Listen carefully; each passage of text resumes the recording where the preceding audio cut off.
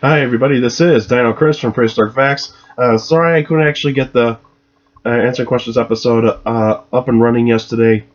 As you can tell, if I sound a little kind of funny today, I have a really bad cold, and that's the reason why I wasn't been able to actually do the episode. I was coughing like crazy yesterday, but hopefully I can tough it out in this for today to actually get this episode done.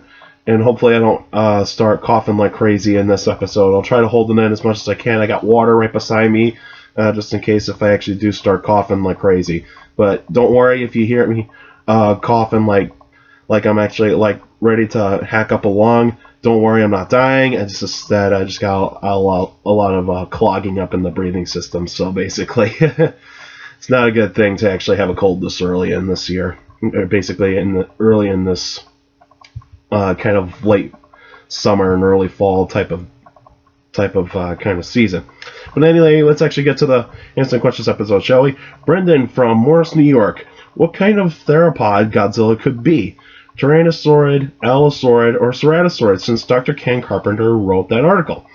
Well, when you actually look at Godzilla, I actually thought like Godzilla is kind of a mixture of many kinds of dinosaurs. To me, I think basically it's got the body and head of the Tyrannosaurus Rex, and then basically you got the arms of Ceratosaurus, and I think those spikes kind of almost represent like a stegosaur.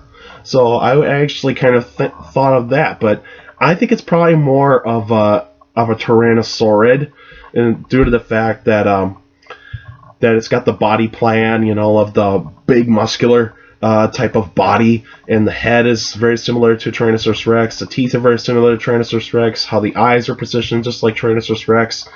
So I would actually say that it's more of a Tyrannosaurid. But even though if you actually add the arms of a Ceratosaurid in there, I think you actually have Godzilla, pretty much. And considering that the spikes on the back kind of almost represent of a stegosaur, so I think you actually have a combination of them. But I think it's more of a Tyrannosaurid than a Ceratosaurid. But even though I would say it's more of a Tyrannosaurid than a Ceratosaurid or an Allosaurid. But even though it does have the arms of a Ceratosaurid.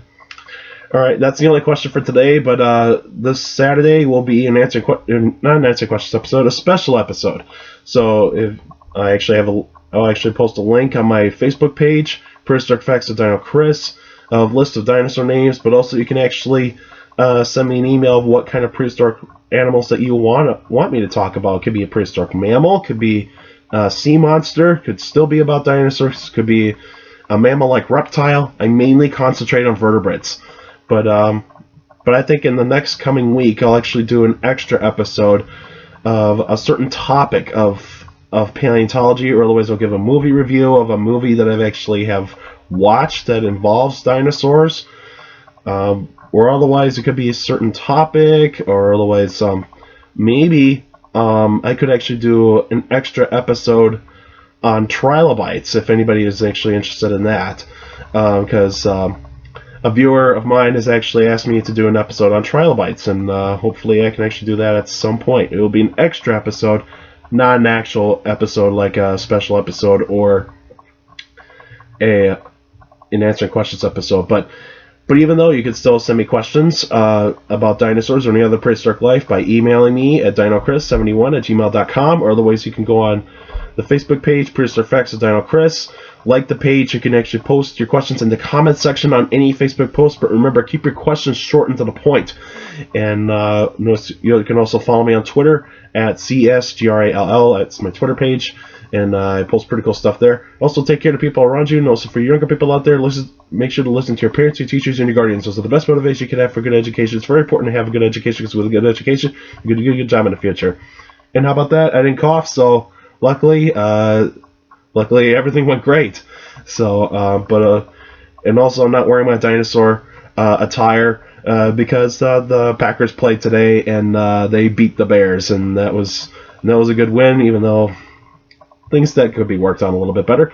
But and every Packer fan loves this song, "The Bears Still Suck," that kind of song. It's a funny song, but even though it's a good song for Packer fans to listen to. But anyway, I'll see you this Saturday, and take care.